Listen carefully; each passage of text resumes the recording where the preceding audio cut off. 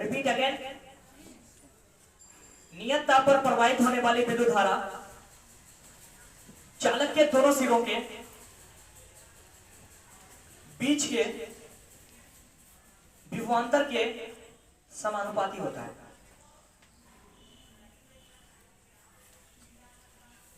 नियत ताप पर प्रवाहित होने वाली विद्युत धारा चालक के दोनों सिरों के बीच के विभवांतर के समानुपाती होता है। That's Ohm's law. तो ओम का नियम ये कहता है, तो आप बताइए डायरेक्टली यहां पर जो है भी समानुपाती क्या होगा? भी डायरेक्टली प्रोपोर्शनल आई हो जाएगा। सो भी समानुपाती आई हुआ। कहता है कि जब भी मतलब समानुपाती का साइन हटाते हैं तो कोई ना कोई कांस्टेंट का यूज किया जाता है। तो यहां पर आर कांस्टेंट का यूज किया गया है और इसको हम लोग क्या बोलते हैं? प्रतिरोध बोलते हैं। तो फाइनली फॉर्मूला जो आ गया आपका V बराबर आई आर। इस फॉर्मूला को आप कन्वर्ट कर सकते हैं या आई को इस तरफ लाइएगा तो V नीचे आ जाएगा। तो आई बराबर क्या हो जाएगा? आई बराबर क्या हो जाएगा? V बटा आर ना। V इधर है, आर इस तरफ चलाएगा तो V बाय आर हो जाएगा। या इसी को कन्वर्ट कीजिएगा। अब आपको R का मान निकालना है तो R इज इक्वल टू क्या हो जाएगा? V बटा आई हो जाएगा। तो इसी का देखिए ये रूप है तीनों। आपको एग्जाम में ऑब्जेक्टिव क्वेश्चन एक पूछता है, निम्नलिखित में से कौन ओम का नियम नहीं है?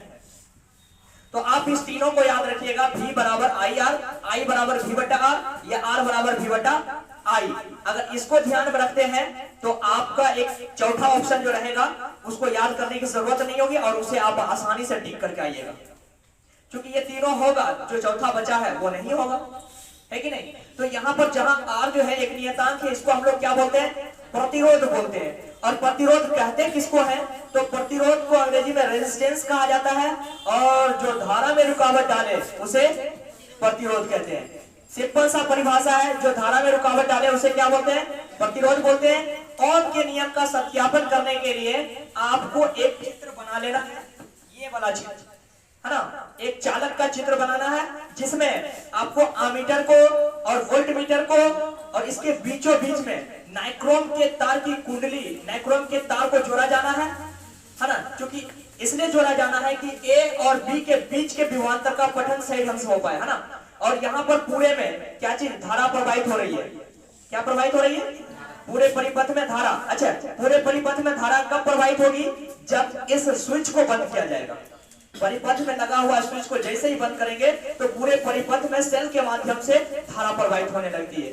उसके बाद क्या होता है आगे बताते हैं, फिलहाल इतना लिखिए।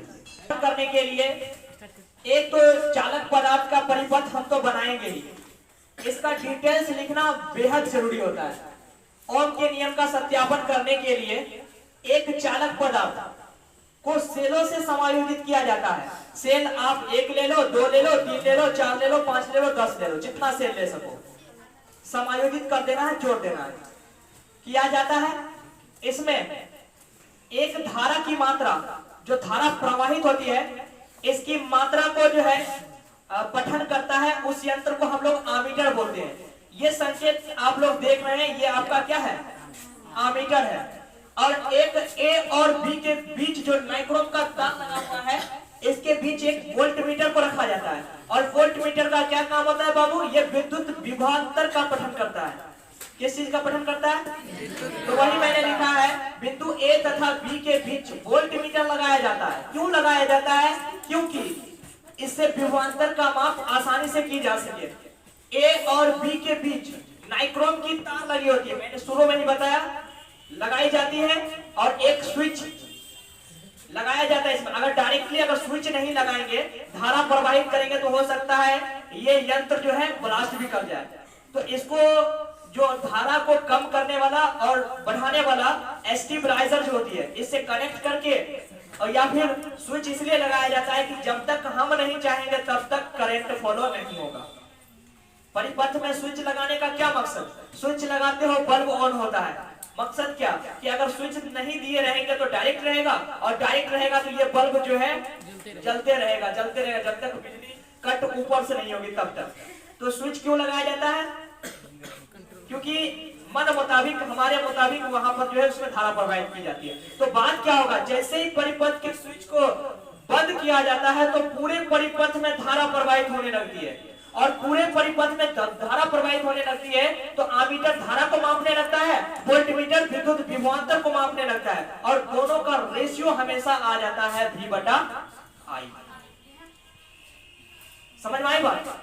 चलिए लिखिए इसी चीज को।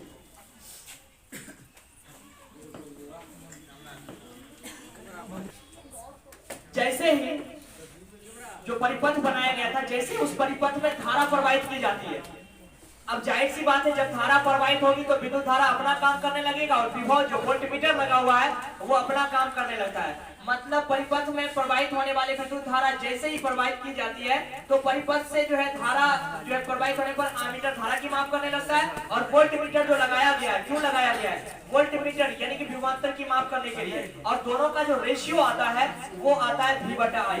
अब क्वेश्चन हुआ सर क्या एक सेल में ये होता है, 2-4 सेल में भी ऐसा होता है? बिल्कुल 2-4। अब एक सेल की जगह पर आप 2-3-4 सेल रख लीजिए, तब भी धारा और जो है विभव और धारा का अनुपात हमेशा बराबर ही आता है।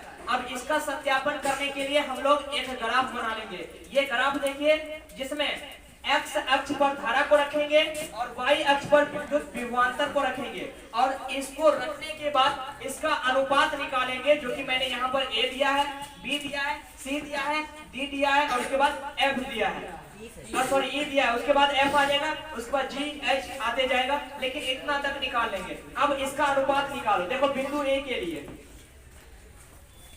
बिंदु ए के लिए क्या हो जाएगा बोलिए, रेशियो निकालिए।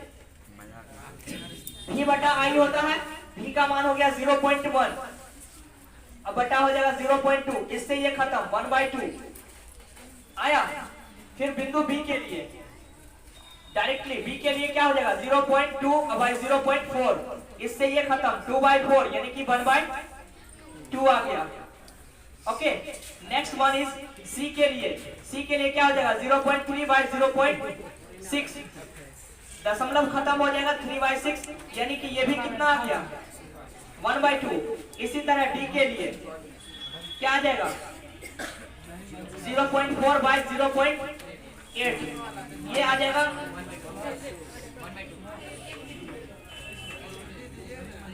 1/2 आ गया है ना। और लास्टली E के लिए क्या हो जाएगा, लास्ट है बाबू, बस हो गया, इसके बाद ये लास्ट पॉइंट है। E के लिए क्या कीजिएगा बोलिए 0.5/1.0, इसको उड़ाइएगा 1 0 और इसको उड़ाइएगा 1 0, तो ये 50 बटा कितना हो गया 100, तो 1 से 0 से 0 खत्म, 5/10 यानी कि 1/2। तो आपने खुद देखा कि ग्राफ पर रख करके इसका अनुपात निकालते तो हर एक कंडीशन में जितनी भी बिंदु लेते चलेंगे और अनुपात हमेशा सेम आता रहेगा। That's is Ohm's law. तो ये आपका क्या हो गया, ओम का नियम, V बराबर क्या होता है IR। इसे आपको आपके एग्जाम में 5 नंबर में पूछा जाता है। अगर फर्स्ट शिफ्ट में पूछा है तो सेकेंड शिफ्ट में इसका संयोजन से रिलेटेड पूछेगा, श्रेणी क्रम संयोजन, समांतर क्रम संयोजन। अगर फर्स्ट शिफ्ट में नहीं पूछा है तो सेकेंड शिफ्ट में चांसेस बनती है आने की, और फर्स्ट शिफ्ट में आपको कोई मोटर विद्युत जनित या श्रेणी क्रम समांतर क्रम संयोजन पूछा जाएगा। तो नेक्स्ट डे हम लोग मिलते हैं और देखते हैं श्रेणी क्रम संयोजन और समांतर क्रम संयोजन।